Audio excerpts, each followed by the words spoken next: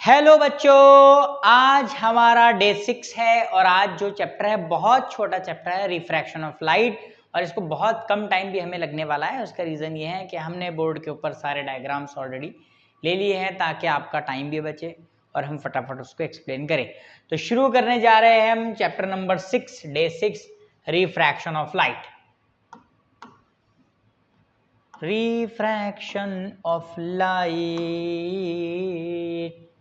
चलिए शुरू करते हैं। Refraction of light. बच्चों, रिफ्रैक्शन ऑफ लाइट क्या है? हमारी बुक में दो एक्टिविटीज दी हुई है फर्स्ट पेज पर। फर्स्ट एक्टिविटी में कहा गया है कि एक 5 रुपये का कॉइन लीजिए और एक इस तरह से छोटी सी कटोरी, एक है ना, छोटी सी बोल लीजिए, कटोरी लीजिए, उसमें जो तो 5 रुपये का कॉइन रखिए, टेबल पर रखिए, थोड़ा थोड़ा पीछे जाइए, एक ऐसी जगह पर जाइए जहाँ पर जो है तो कॉइन आपको दिखना बंद हो जाए।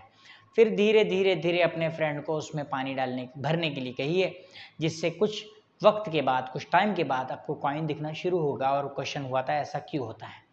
ऐसा इसलिए होता है क्योंकि जब लाइट ट्रैवल करती है कॉइन से आपकी आंख तक, जब कॉइन पानी में था तो लाइट उससे ट्रैवल करती है, तो पानी से लाइट ट्रैवल करती है, और जैसी पानी से बाहर निकलती है एयर में, है ना, तो लाइट बेंड होती है और आपके आंख तक बेंड हुई लाइट आती है। इसलिए आपको कॉइन, है ना, बिना पानी के नहीं दिख रहा था, पानी भरने के बाद दिखता है। दूसरा कि एक ग्लास लीजिए, उसमें पेंसिल आप थोड़ी ऐसी, है ना, रखिए, थोड़ी सी टेढ़ी, जिससे आपको पेंसिल टूटी हुई नजर आती है। अगर सीधे रखे तो जितना पोर्शन पानी के अंदर होता है उतनी ज़्यादा मोटी, थिकर नजर आती है पेंसिल आपको। ये भी रीज़न रिफ्रैक्शन ऑफ लाइट की वजह से होता है। तो रिफ्रैक्शन ऑफ लाइट, लाइट का एक बहुत important phenomena, refraction of light, हम ये आज देखने वाले हैं। क्या होता है रिफ्रैक्शन ऑफ लाइट, है ना? डायग्राम तो है यहाँ पर, डायग्राम तो देखेंगे हम, लेकिन सबसे पहले रिफ्रैक्शन ऑफ लाइट के बारे में थोड़ा सा हम पढ़ लेते हैं। तो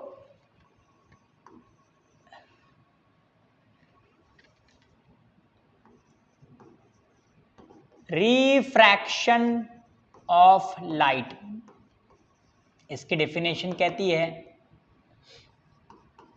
light changes its direction, light अपनी डायरेक्शन को चेंज करती है। Light changes its direction, light अपनी डायरेक्शन को चेंज करती है। कब चेंज करती है वो भी देखिए कि लाइट अपनी डायरेक्शन को कब चेंज करती है। When going from one transparent medium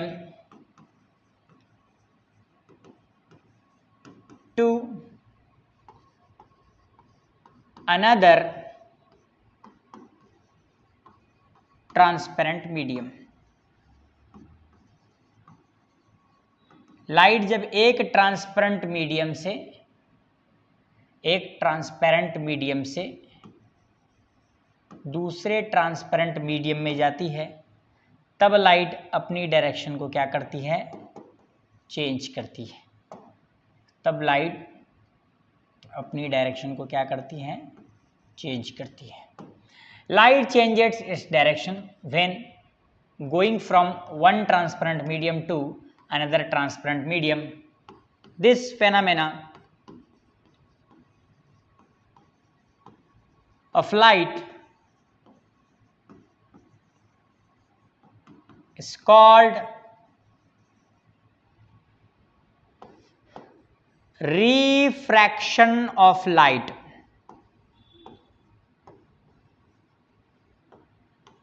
ठीक है बच्चों, तो लाइट जब एक ट्रांसपेरेंट मीडियम से किसी दूसरे ट्रांसपेरेंट मीडियम में जाएगी तब वो अपनी डायरेक्शन को चेंज करेगी।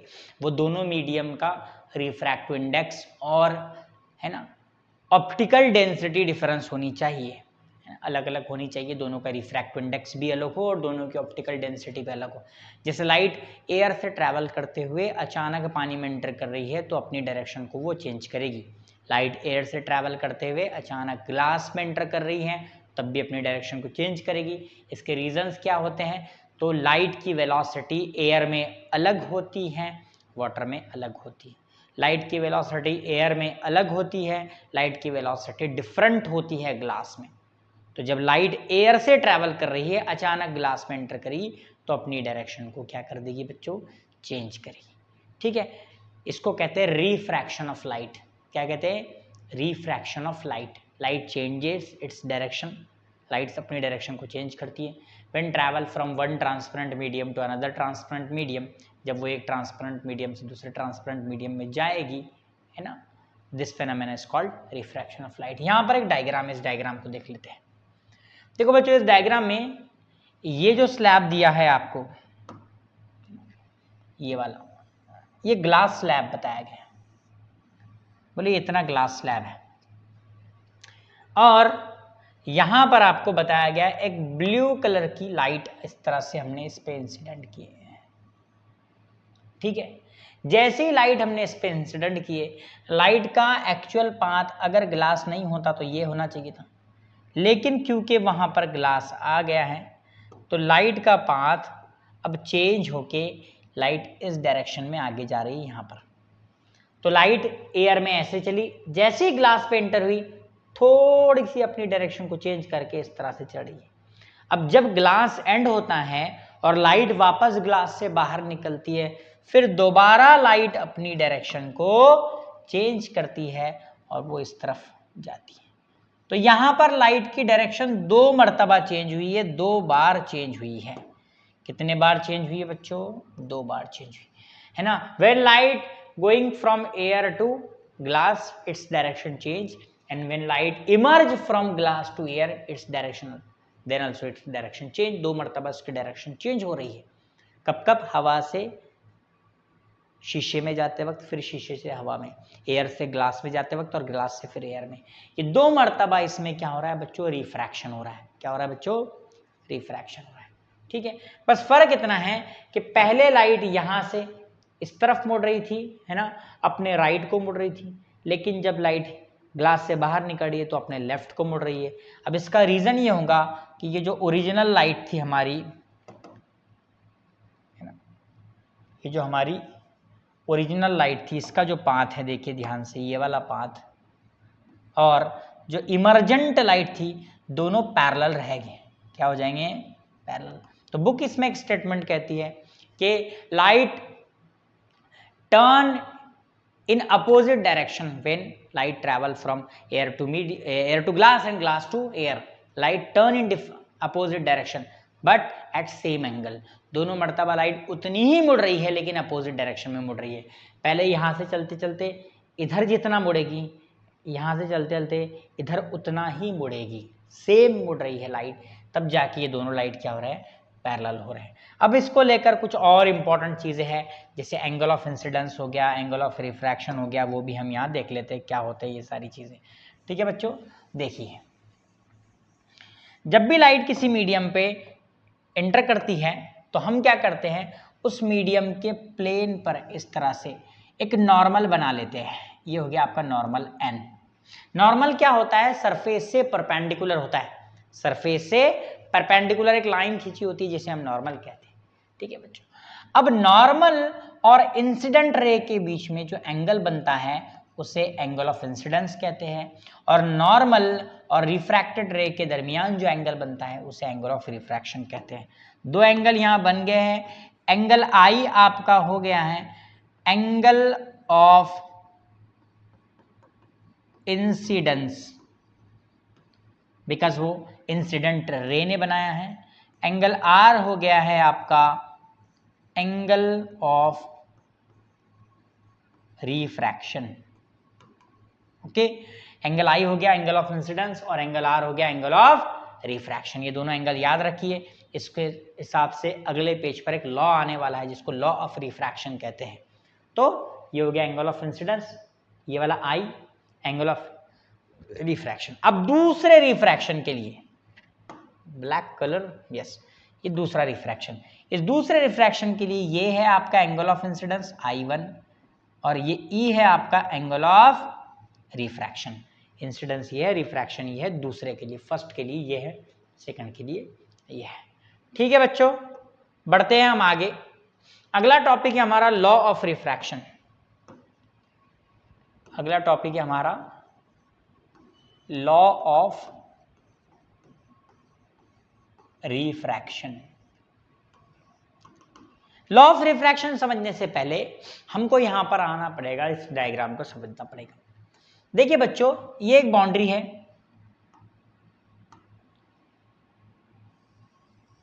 इस तरह से।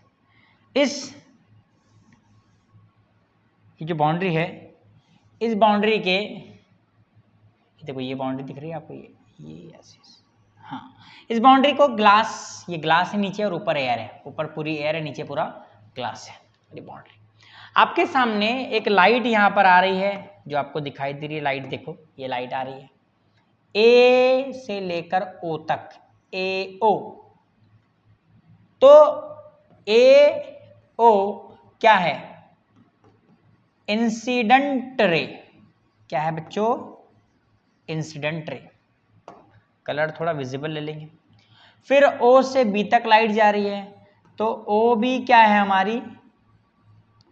रिफ्रैक्टेड रे। ओ बी क्या है हमारी? रिफ्रैक्टेड रे, है ना। ए ओ incident ray, O B refracted रे। अब ये दोनों रेज बन गए हैं, इंसिडेंट रे और रिफ्रैक्टेड रे, ए ओ और ओ बी। अब हम क्या करते हैं, इसमें नॉर्मल बना लेते हैं। ये नॉर्मल है आपका एन, ठीक है, ये नॉर्मल है आपका एन। ओके बच्चों, नॉर्मल है तो ये हो जाएगा एंगल ऑफ इंसिडेंस। ये क्या हो जाएगा आपका? एंगल ऑफ इंसिडेंस आई, और ये हो जाएगा एंगल ऑफ रिफ्रैक्शन आर। ठीक है, क्या हुआ आपका angle of incidence? This is your angle of incidence, this is your angle of refraction. तो लॉ ऑफ रिफ्रैक्शन क्या कहता है? लॉ ऑफ रिफ्रैक्शन कहता है कि sine of angle of incidence, sine of angle of incidence divide by sine of angle of refraction, ये होता है कांस्टेंट। ये क्या होता है? Constant. Sine I divide by sine are is equal to constant, है ना। अगर हम इसे आई की वैल्यू को बढ़ाएंगे तो आर की वैल्यू बढ़ेगी, और आई की वैल्यू को कम करोगे तो आर की वैल्यू कम होगी। अगर समझ लेते हैं हम कुछ वक्त के लिए, अगर मैं ऐसी लाइट देकर मारूँ एक ऐसे, अगर मैं एक ऐसी लाइट यहाँ पर दे दूँ इस तरह से, ये ऐसे, तो देखो आई बढ़ गया, तो नया आर आपका ये होगा, आर भी बढ़ जाएगा। ठीक है, क्योंकि sine I divide by sine R की रेशो कांस्टेंट आनी चाहिए। इसको कहते हैं लॉ ऑफ रिफ्रैक्शन, और इसका दूसरा नाम है स्नेल्स लॉ भी आप इसको कह सकते हैं। ओके, हाँ। और ये कांस्टेंट क्या होता है? ये कांस्टेंट होता है sine I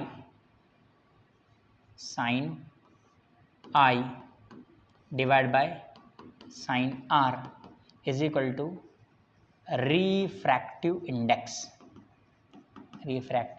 index.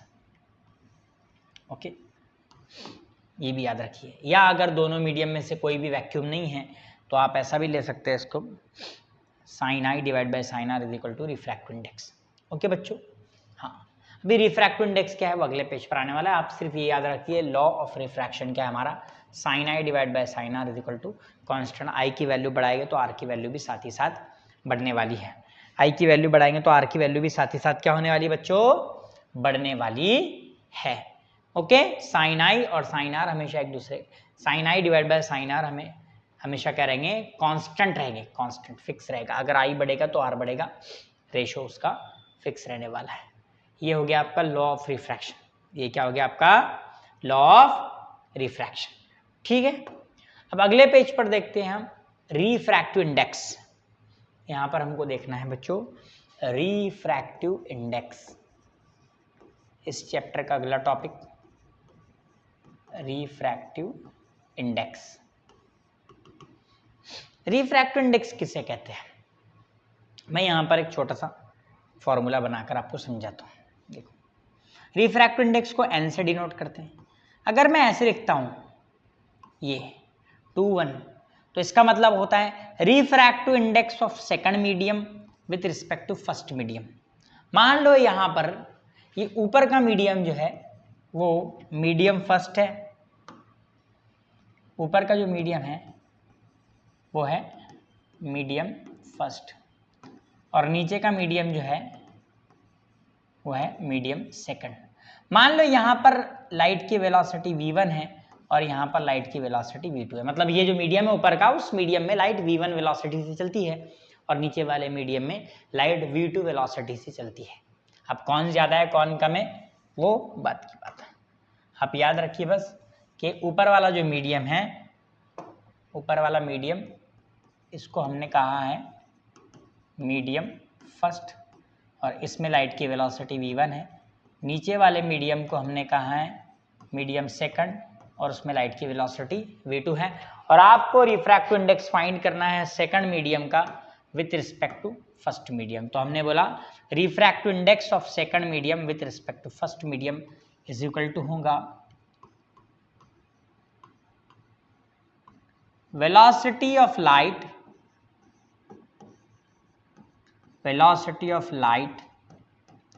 in medium first यानी कि v1 divided bye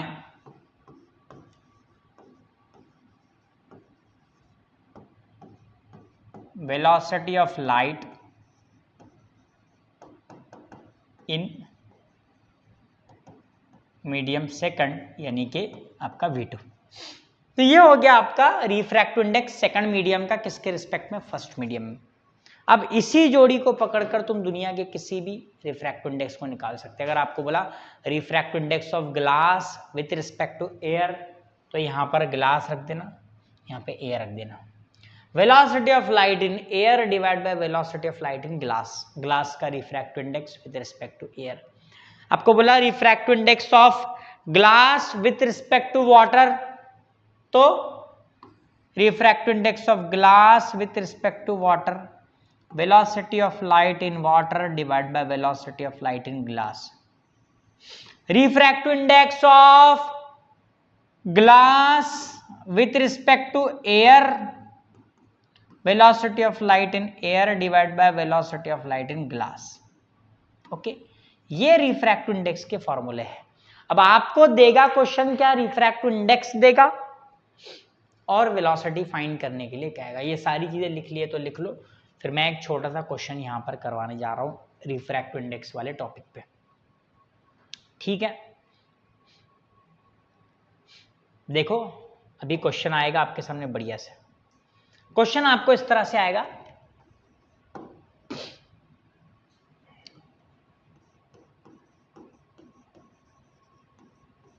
the refractive index of medium is 2। एक मीडियम है जिसका रिफ्रैक्टिव इंडेक्स 2 है। कितना है, 2। ओके, रिफ्रैक्टिव इंडेक्स किसका है, कितना है उसका, 2 है उसका। Okay, with respect to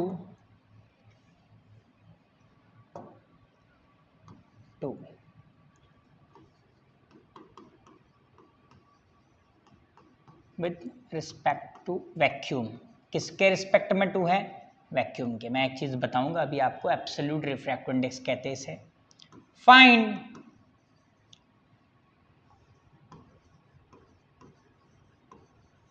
velocity of light in that medium. एक मीडियम है जिसका रिफ्रैक्टिव इंडेक्स 2 है वैक्यूम के रिस्पेक्ट में, तो रिफ्रैक्टिव इंडेक्स उसका दिया हुआ है 2। वेलोसिटी ऑफ लाइट निकालनी है मीडियम में आपको। वेलोसिटी ऑफ लाइट वैक्यूम में होती है 3 × 10⁸ मीटर पर सेकेंड।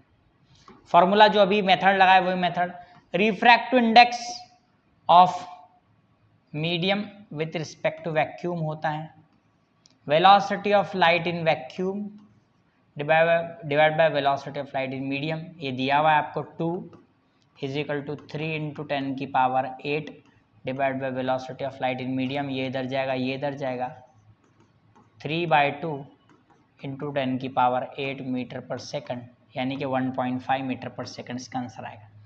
अब ध्यान से सुनना है, अगर फर्स्ट मीडियम वैक्यूम ले, इसमें फर्स्ट मीडियम वैक्यूम बोला ना, तो ऐसे वक्त में ऐसा नहीं रख के आप डायरेक्ट एन रखेंगे, इसको कहते हैं एब्सोल्यूट रिफ्रैक्टिव इंडेक्स। जब फर्स्ट मीडियम आपका वैक्यूम हो तो उसे एब्सोल्यूट रिफ्रैक्टिव इंडेक्स कहते हैं। आपको बोर्ड में ये क्वेश्चन भी आ सकता है, द एब्सोल्यूट रिफ्रैक्टिव इंडेक्स इतना इतना, तो यहां पर ऐसे ही बन सकता था, है ना, the absolute refractive index of medium is 2, फिर ये देने की जरूरत नहीं पड़ती। जब विथ रेस्पेक्ट टू वैक्यूम होगा उसका मतलब वो है एब्सोल्यूट रिफ्रैक्टिव इंडेक्स। फॉर्मूला याद रखिए किसी का भी, एक क्वेश्चन आपकी बुक में इस तरह से, the refractive index of glass with respect to water is 2/3, so the refractive index of water with respect to glass कितना होगा, तो 3/2 कर देना है। ग्लास का वाटर के रिस्पेक्ट में 2/3 है, तो वाटर का ग्लास के रिस्पेक्ट में 3/2 हो जाएगा। ठीक है, ये टॉपिक हुआ हमारा। अब बढ़ते हैं हम आगे। अगला टॉपिक है हमारी बुक में मिराज। मिराज से पहले एक टॉपिक और है, मैं पहले मिराज से पहले एक टॉपिक करा लेता हूँ कि लाइट किधर से किधर मुड़ेगी, लाइट टुवर्ड्स द नॉर्मल कब जाएगी, अवे फ्रॉम द नॉर्मल कब जाएगी, और स्ट्रेट कब जाएगी। वो टॉपिक की डायग्राम मुझे नेट पे अच्छे से नहीं मिली तो मैंने लगाया नहीं, मैं यहाँ पे कर देता हूँ। बच्चों ध्यान से, मान लो ये एक नॉर्मल है, ऊपर है एयर और नीचे है ग्लास।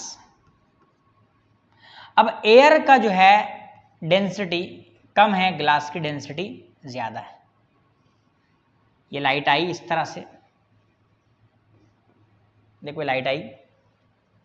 अब जब लाइट इंटर कर रही है ग्लास के अंदर, तो लाइट के पास दो रास्ते हैं। ये लाइट का स्ट्रेट पार्ट, या तो लाइट इधर मुड़ जाए या तो लाइट इधर मुड़ जाए। लाइट आ रही, दो रास्ते, या तो इधर जाना या तो इधर। अगर लाइट इधर मुड़ती है तो इधर कौन मिल रहा है उसके, नॉर्मल, तो इसे कहते हैं टुवर्ड्स द नॉर्मल। अगर उधर मुड़ती है तो उससे कहते हैं away from the normal. Okay, तो याद रखना, जब लाइट रेरर से डेंसर में जाएगी तो वो टुवर्ड्स द नॉर्मल मुड़ेगी, और डेंसर से रेरर में जाएगी तो अवे फ्रॉम द नॉर्मल जाएगी। ये रूल याद रखिए, RD, TN और ड्रैन हमारा डेंसर से rarer, away from the normal. Example ले लीजिए डेंसर से रेरर की, डेंसर से रेरर की एग्जाम्पल ले लीजिए। ये लाइट आई ऐसे, ये नॉर्मल है, ये ग्लास है हमारा और ये वाटर है। तो ग्लास से वाटर में जा रही लाइट, मतलब डेंसर से रेरर में, तो लाइट आएगी ऐसे ऐसे ऐसे ऐसे ऐसे ऐसे आई और इधर मुड़ जाएगी नॉर्मल से अवे। देखो ऐसे आई, away from the normal, away from the normal. Denser से रेरर जाएगी तो away from the normal, rarer से डेंसर जाएंगी तो टुवर्ड्स द नॉर्मल। तो यहाँ पर लाइट किधर मुड़ेगी, इधर जाएगी। ओके, एक्चुअल पाथ से इधर।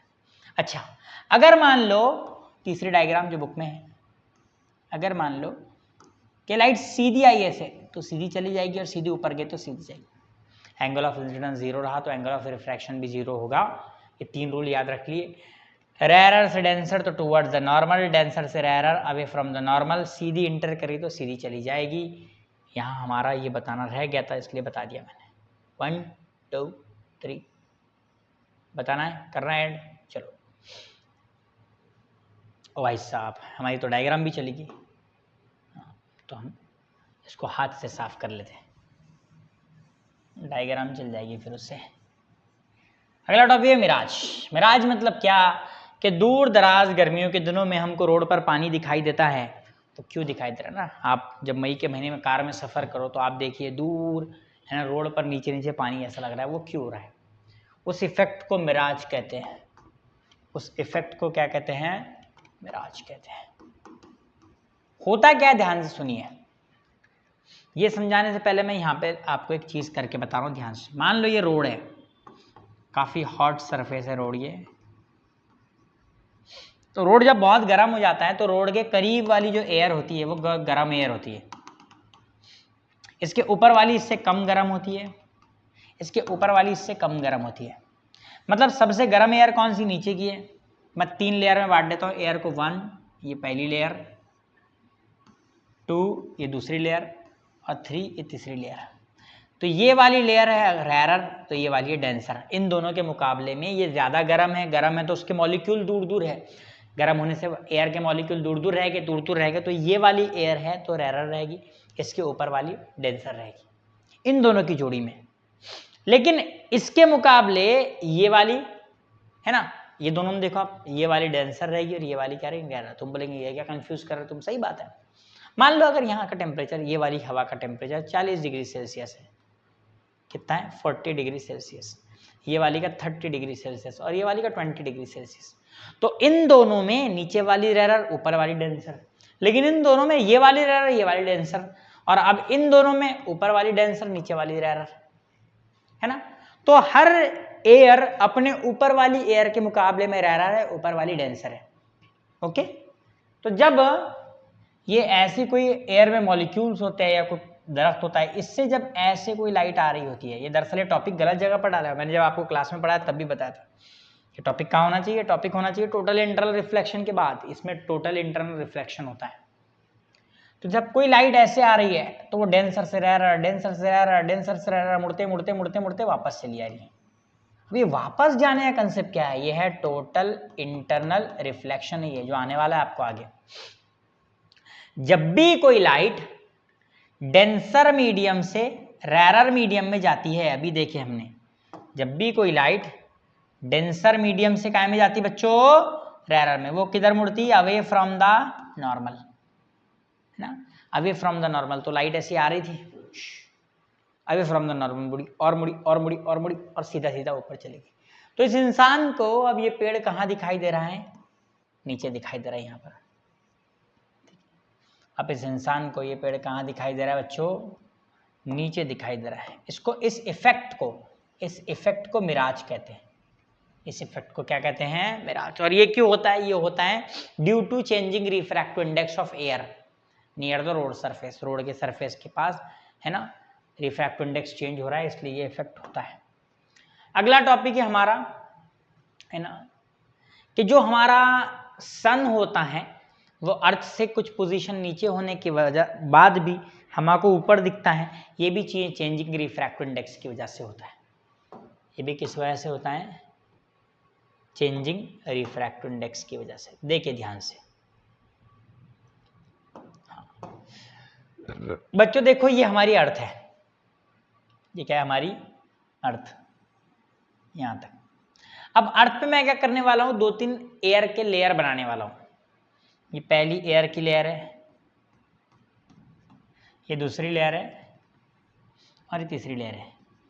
अब आपने ये तो सुना होगा कभी भी कि जब हम हाइट पर जाते जाते हैं अर्थ से, तो वहां पर एयर की डेंसिटी धीरे धीरे क्या होती जाती है, कम होती जाती है। हवाई जहाज में सफर किए हो कभी, हाँ, तो हर अर्थ से करीब बहुत ज्यादा डेंस एयर है, बहुत ज्यादा क्या है, डेंस। फिर ऊपर गए, ये वाली काफी डेंसिटी वाली एयर है, इससे ऊपर गए तो कम डेंसिटी, इससे ऊपर गए तो कम डेंसिटी। मैं इधर एक बार और करके बता देता हूँ आपको, ध्यान से देखिए। दिस इज योर अर्थ, ये वाली एयर ज़्यादा डेंसिटी की है, ये वाली एयर कम डेंसिटी की है, ये वाली एयर उससे कम डेंसिटी की। अब जोड़ियाँ लगाएंगे, जोड़ी बनाएंगे, आप अर्थ है ना, जोड़ी बना लेते। इन दोनों में ये डेंसर ये रेरर, इन दोनों में ज़्यादा डेंसी है कम डेंसी है, लेकिन इन दोनों में ये डेंसर ये रेरर, और इन दोनों में ये डेंसर ये रेरर। मतलब सन की लाइट जब आ रही है आप तक, ये सन यहाँ पर है, सन की लाइट जब ट्रैवल करते हुए आ रही है आपके पास, ये ट्रैवल करे तो डेंसर से रेरर में जाएगी, तो टुवर्ड्स द नॉर्मल मुड़ेगी, फिर डेंसर से रेरर टुवर्ड्स द नॉर्मल, फिर डेंसर से रेरर टुवर्ड्स द नॉर्मल, और आपको यहाँ पर दिखेगी तो आप बोलेंगे भाई सन दिख रहा है, मतलब सन यहाँ पर है। तो सन हॉरिजॉन से कुछ नीचे होता है, दिखाई देता है ऊपर, क्योंकि हर बार जो लाइट आप तक आ रही है वो towards the normal towards the normal towards the normal मुड़ते मुड़ते आ रही है। वो इसलिए मुड़ रही है बार बार क्योंकि, है ना, अर्थ के करीब की एयर डेंसर है, उससे थोड़ी ऊपर वाली रेरर, उससे थोड़ी ऊपर वाली रेरर, उससे थोड़ी ऊपर वाली रेरर, और ये कंटिन्यू होता है ऊपर तक, है ना, ये हो रहा है। अच्छा, आपको ट्विंकलिंग ऑफ स्टार भी इसी पेज पर है, बताया गया कि भाई स्टार क्यों ट्विंकल करते हो, उसकी रीजन समझ लिए। पहला पॉइंट है ना, star being a very far object, star क्योंकि बहुत दूर है ना, very far away from the earth surface, that's why they looks like a point object, है ना, वो एक पॉइंट ऑब्जेक्ट दिखाई देते हैं, है ना, बीइंग वेरी फार डिस्टेंस, वो बहुत दूर होने की वजह से पॉइंट डिस्टेंस दिखाई देते हैं। The light coming from the stars, and stars are self luminous, ये भी बताइए आप। When light come from the star to the earth surface, जब लाइट स्टार से अर्थ सरफेस तक आ रही होती है तब its direction is continuously changes, उसकी डायरेक्शन बार बार चेंज होती है due to changing in refractive index of the air, क्योंकि ऊपर के एयर का रिफ्रैक्टिव इंडेक्स भी बार बार चेंज होता है। साथ में ये बताइए इट्स इंटेंसिटी ऑफ लाइट, जो उसकी चमक है वो भी बार बार चेंज होती है। क्यों? क्योंकि रिफ्रैक्टिव इंडेक्स चेंज होता है। तो आपको स्टार ट्विंकल करता हुआ दिखाई देता है, कभी ज़्यादा रोशन है, कभी कम रोशन है, कभी ब्राइट है, कभी डार्क है, ट्विंकल करता हुआ दिखाई दे रहा है स्टार। उसके कई रीज़न है।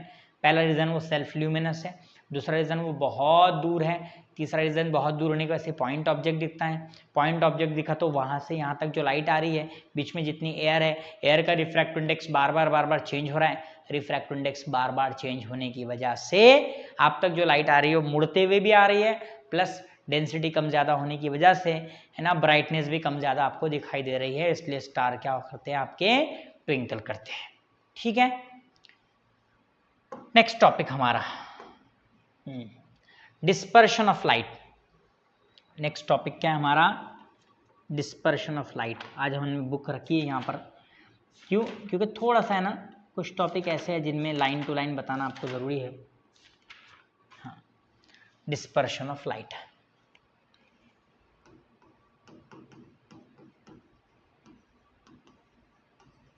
वैसे 5 लेक्चर में ज़रूरत नहीं पड़ी बुक की, लेकिन कभी कभी क्या होता है, लेक्चर एक ही बार रिकॉर्ड कर रहे हैं अपन, बार बार थोड़ी करेंगे, उसमें कुछ वर्ड्स आगे पीछे हो गए या कुछ डेफिनेशन टेढ़ी मेढ़ी हो गई, तो उससे अच्छा है कि भाई हम एक्यूरेट चीज़ें आप तक पहुँचाएं।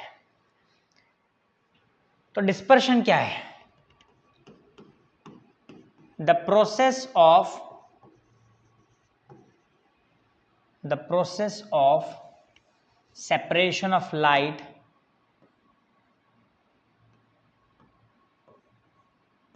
क्या भाई, इससे कम नहीं हो रहा है।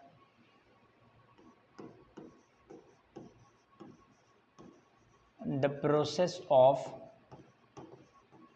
Separation of light into its constituents, colors, dispersion of light. The process of separation of light into its constituents colors या component colors while passing through a medium. Constituents color या components color while passing through a medium is called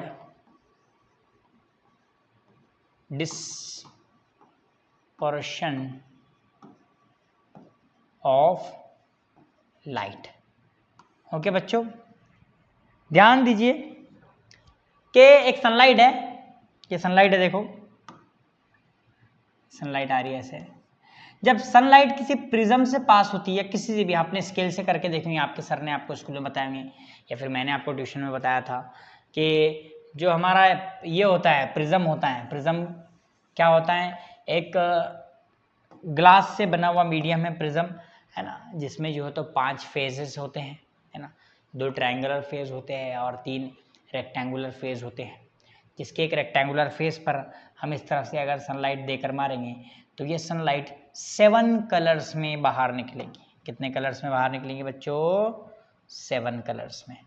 तो कौन कौन से 7 colours रहेंगे? सबसे नीचे रहेगा आपका वॉलेट और सबसे ऊपर रहेगा आपका रेड। सबसे ऊपर कौन सा रहेगा आपका? रेड। विबग्योर कहा गया था इसको, हमने क्या कहा था? हमने इसको विबग्योर। Okay, VIBGYOR.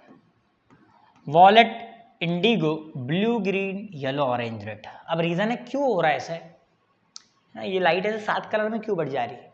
क्योंकि बच्चों जो सनलाइट थी, सनलाइट में सारी वेवलेंथ सारी वेवलेंथ, जितनी वेवलेंथ है हमारी आंख जो सेंस कर सकती है, सारी कॉम्पैक्ट थी एक जगह पर और वो सारी लाइट एक साथ चढ़ रही थी। लेकिन जैसे ही वो ग्लास प्रिज्म से, प्रिज्म के अंदर एंटर करती है लाइट, तो अब ग्लास प्रिज्म में सबसे कम वेवलेंथ वाली जो लाइट है 400 नैनोमीटर वाली, कौन है? वॉलेट। और रेड सबसे ज्यादा वाली, कितने वाली? 700 नैनोमीटर वाली रेड। ये दोनों लाइट और इनके बीच में के सारे, इंडिगो 400 से ज्यादा होगी, ब्लू उससे ज्यादा, ग्रीन उससे ज्यादा, येलो उससे ज्यादा, ऑरेंज उससे ज्यादा, रेड 700 है तो ऑरेंज 700, मतलब 400 से 700 तक ये वेवलेंथ बढ़ रही है। जब ये लाइट इंटर करते हैं ग्लास प्रिज्म में, तो ये लाइट क्या चाहते हैं भाई, हम सबकी वेवलेंथ अलग है, तो हम सब ग्लास प्रिज्म में अलग अलग वेलोसिटी से चलेंगे। अब अगर हम सब ग्लास प्रिज्म में अलग अलग वेलोसिटी से चलेंगे तो हमारा सबका डेविएशन जो होगा, हमारा सबका जो मुड़ना है ना, वो भी डिफरेंट एंगल से होगा। सबसे ज्यादा जो मुड़ेगा वो वॉलेट होगा और सबसे कम जो मुड़ेगा वो रेड होगा। आपको ये क्वेश्चन बोर्ड में आता है ना, कि विबग्योर में सबसे लीस्ट कौन जो है तो मुड़ता है। लीस्ट मतलब सबसे कम, है ना, सबसे लीस्ट, तो सबसे लीस्ट कौन मुड़ा था? रेड। सबसे मोस्ट किसका डेविएशन होता? वॉलेट का। सबसे मैक्सिमम वेवलेंथ किसकी है? 700 नैनोमीटर। किसकी है बोलो? रेड की। सबसे मिनिमम वेवलेंथ किसकी है? वॉलेट की। कितनी है बोलो? 400 नैनोमीटर। ये क्वेश्चन बोर्ड में आपको आने वाले हैं, इनको याद रखिए। सेपरेशन ऑफ white light या sunlight या lights into its component colors while passing through a medium that any other medium is called dispersion of light। 7 constituents colors है उनके, जिनका नाम है VIBGYOR, wallet, Indigo, blue, green, yellow, orange और red. ठीक है, याद रहेगा आपको। चलिए बढ़ते हैं आगे विबग्योर के बाद। अगला टॉपिक है total internal reflection. Total internal reflection, total internal reflection. Okay बच्चों, टोटल इंटरनल रिफ्लेक्शन में आपको बुक में ये डायग्राम दी हुई है और बुक में ऐसे बताया गया है आपको। देखिए मैं आपको इस डायग्राम से अच्छे से समझाने की कोशिश करता हूँ। बुक में ये बोला गया था आपको कि यहाँ पर एक सोर्स ऑफ लाइट है। ओके, अब ये सोर्स ऑफ लाइट है, मान लो ये पूरा के पूरा वाटर है और ऊपर पूरी एयर है। अगर हम इससे सीधी ऊपर लाइट ऐसे देकर मार दे तो कुछ लाइट सीधी चली जाएगी और कुछ टकरा के अंदर वापस आ जाएगी।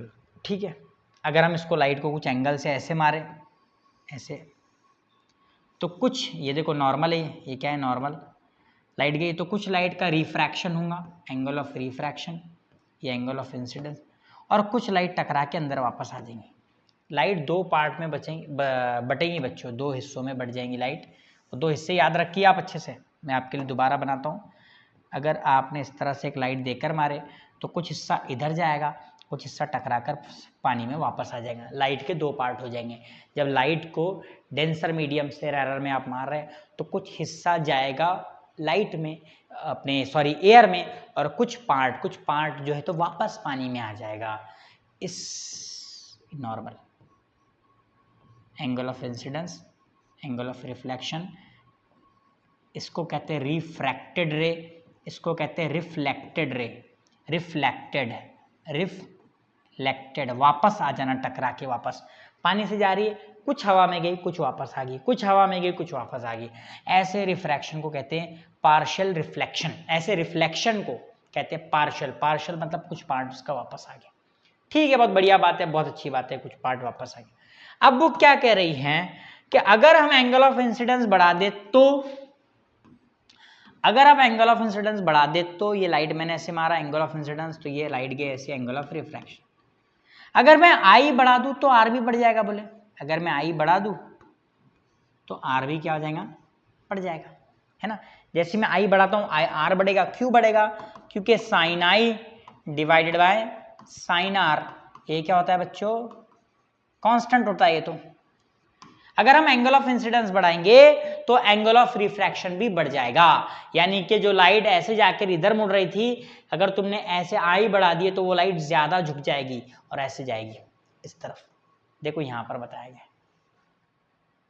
देखो ध्यान से।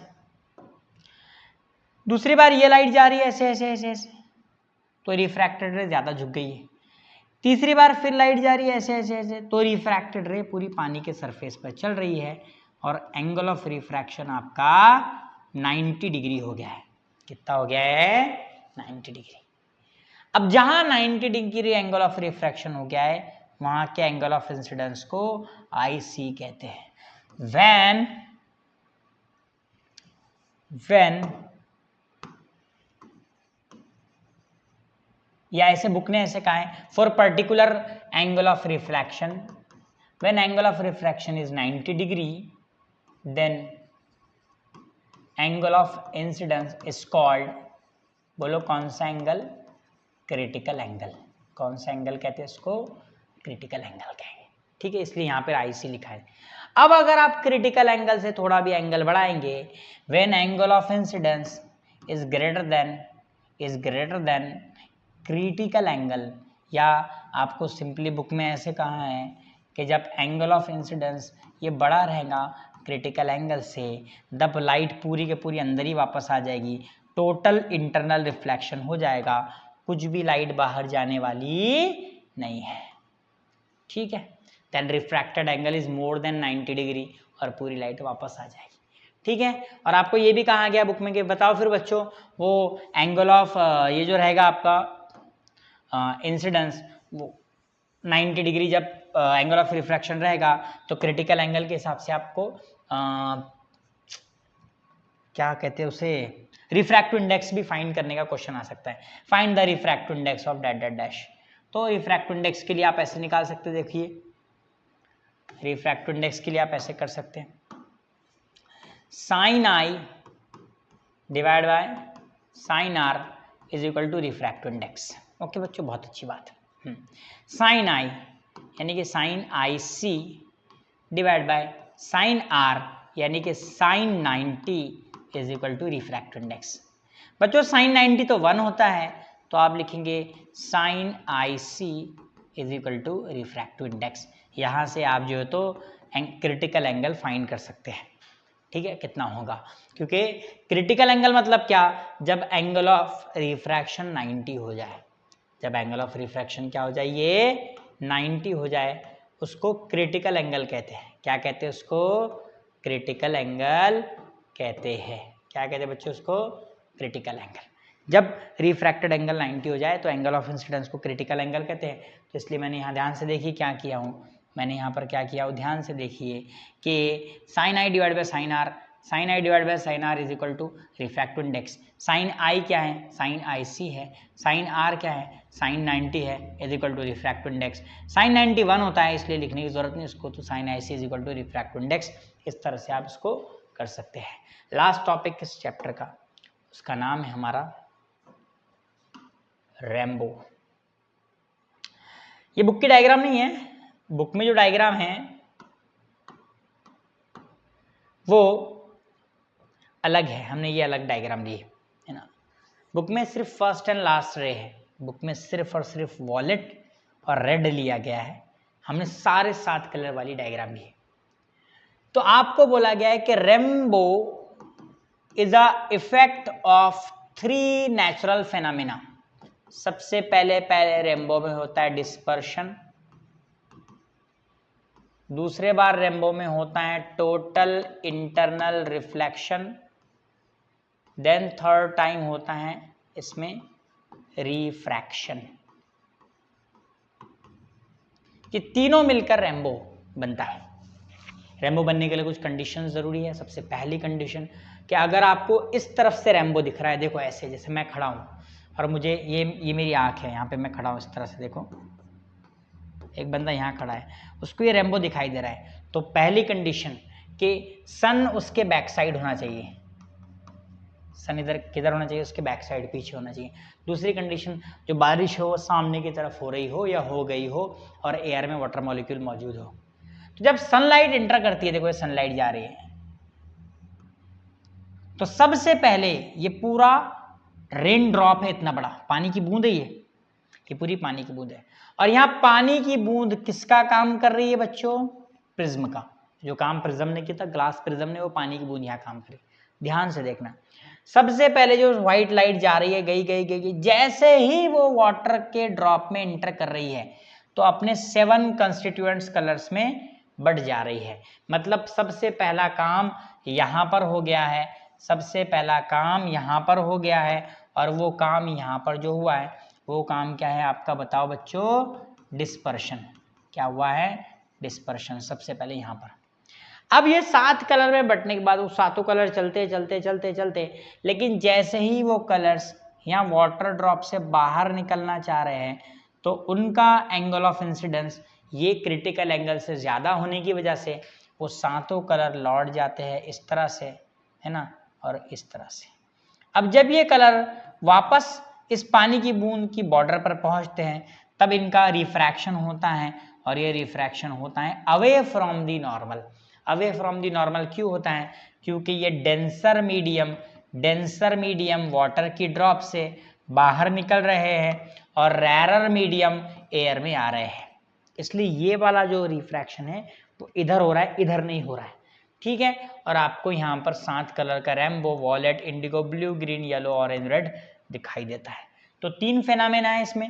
When light enter the rain drop from sunlight its disperse, पहला, when light travel through the raindrop and its total internal reflection takes place, and when light emerge from the raindrop its refraction takes place। ये तीनों phenomena मिलकर आपका rainbow बनता है। ठीक है, rainbow के लिए ज़रूरी प्रोसेस क्या है? सनलाइट हो, बारिश की बूंद, प्रिज्म का काम कर रही हो। आपको 3 मार्क का क्वेश्चन आ सकता है ना, कि ये किसकी चीज़ की डायग्राम है, तो आपने कहना है रेनबो की। किसकी डायग्राम है? रेनबो। ओके, आपको ये पूछेगा कि which type of process takes place in this, तो आपने कहना है कि डिस्पर्शन, टोटल इंटरनल रिफ्लेक्शन और रिफ्रैक्शन, 3 और है। ठीक है, तीनों इसमें प्रोसेस हो रहे हैं। ओके बच्चों, तो यहाँ आपका चैप्टर हो गया खत्म। थोड़ी सी तबीयत 19-20 नहीं 19-25 से आए, इसलिए मैंने जो तरीके से हुआ, बस लेक्चर मिस नहीं होना बोल के कराया आपको ही। कल मिलेंगे नए लेक्चर में। चलिए, तो ये हो गया आपका आज का लेक्चर।